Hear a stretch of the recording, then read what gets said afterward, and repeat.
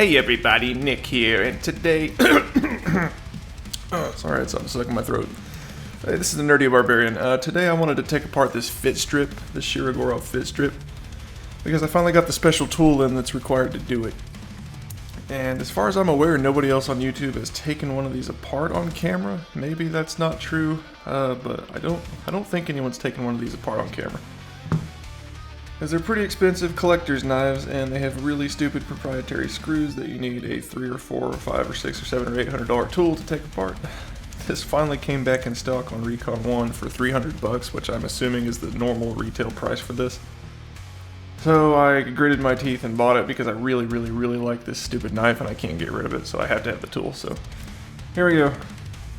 And it uses proprietary bits too. I can't just stick a regular bit in here in this neat... It's a neat driver. It's got a bearing in the middle, double-ended. But uses proprietary bits also, so I can't use it for anything but this knife.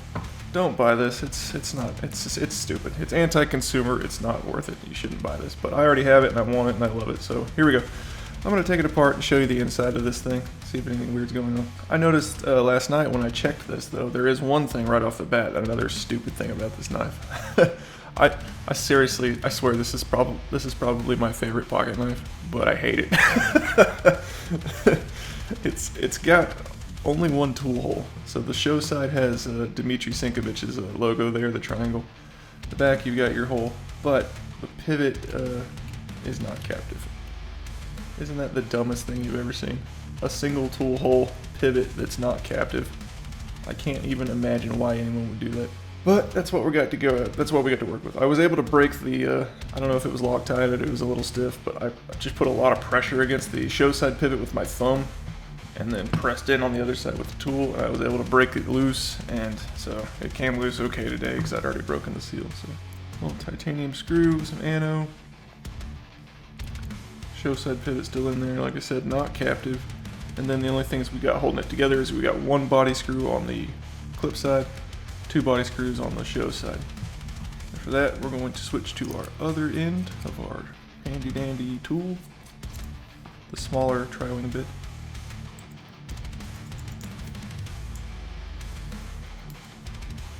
That's a long one, so okay. Small one up front and long one went in the back. Another short one on the clip side. Should just come apart now. Yep, there it is. Lost a bearing. They are caged, but they're not captive, so keep that in mind. If you take, I think most Shirogorovs are like this, or all the multi-row bearing system ones. So you're gonna want to get some tweezers and keep those bearings together. Well, let's take it apart and clean the bearings and everything anyway. So.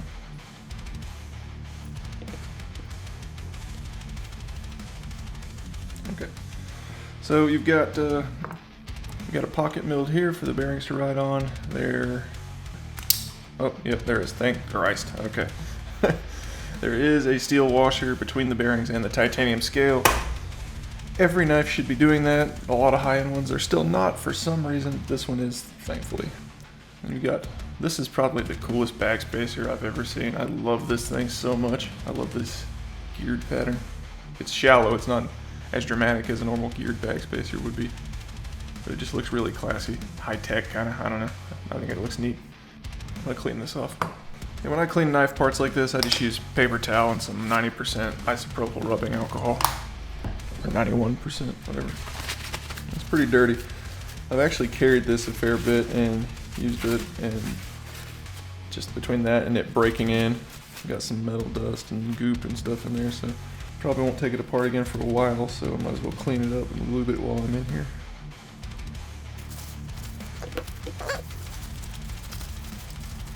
Big, deep weight relief pocket. And then MRBS right there, Shirogorov Bear right there, 81/12, I'm not sure what that means. And then you've got your inset liner here. This, I think, is where most of the magic of this knife happens. It makes a twang when it engages, and I love it so much. Get you a closer look at these bearings. You can see one's popped out there. A couple of them are popped out. You've got this cage with these loose ball bearings in it. And this is what their multi-row bearing system looks like. It's little triangles of bearings. It doesn't make things faster because you got more contact area, so it slows things down a little bit technically, but it's so smooth and it has more lateral stability than it would on a single row. So I mean, I don't know that these are any better than something like a skiff bearing set, but these are really nice and I like them a lot. I like the way their knives feel. I'm gonna try to keep these bearings separate, side to side. So these are the show side bearings over here. Okay.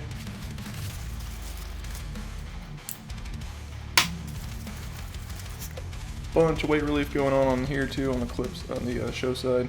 Sinkevich design there with his logo, and again 81/12. If anyone in the comments knows what that means, let me know. I have no idea what they're talking about. Okay, looks like that's about all there is to it. It's not really a super complicated knife. It's just getting into it is a huge pain. So, but it is very nicely made inside.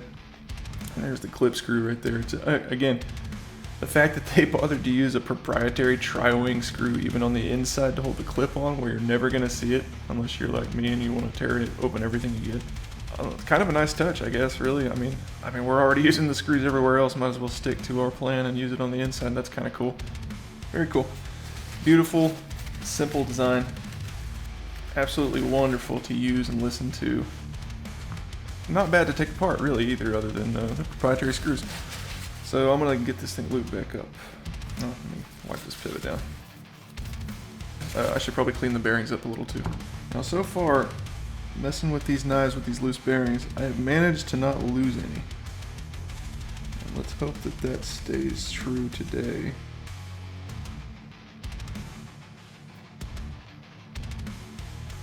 I bet some Chris Reeves fluorinated grease would work a trick here if you were having trouble with these bearings. You could use grease instead of oil.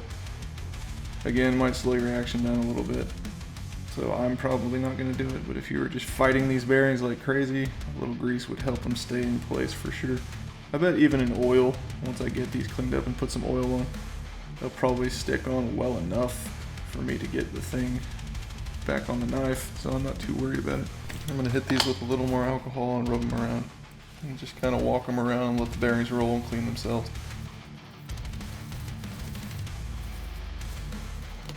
I guess let's go in with the show side first, since that's the side with the pivot.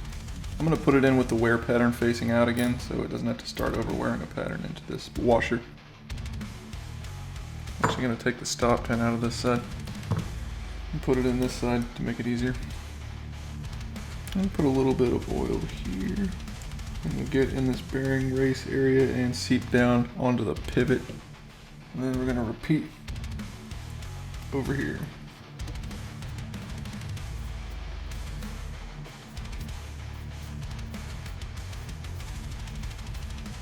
Little oil. And then I'm going to put the wear pattern side of the washer back onto the bearings.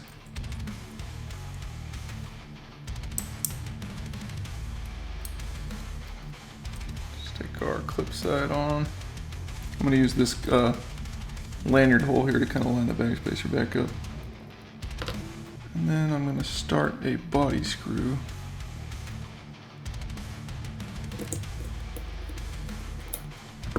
But not tighten it up until I get the others started, or at least one more started. I'm going to put the pivot in while I'm over here. Also highly recommend these stick style Loctite, like glue stick of Loctite. That's so much more convenient than the liquid stuff, and it doesn't run everywhere.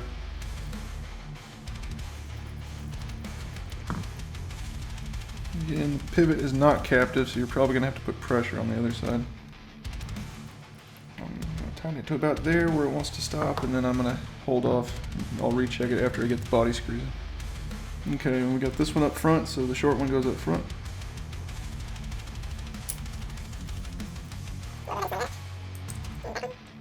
And then our long screw goes in the back.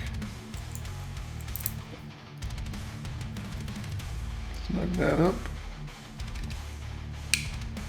Snug up the front one. Snug up the back one. Recheck this pivot tension. I think it's a little tight maybe. Move it back up. Reseat it. Stop about there. No blade play, no lock rock. Action's still good. This has never been my slickest action to Shirogorov, but it's got a pretty small light blade, so that's not shocking. It's still smooth. Just not, doesn't glide home on its own without a shake. You gotta give it a tiny shake there. But all the annoyance is worth it for that noise. Hey, I just wanted to come back and say real quick that when I got done with this, it was very slightly off center and I couldn't get it to go back, no matter how I adjusted the pivot.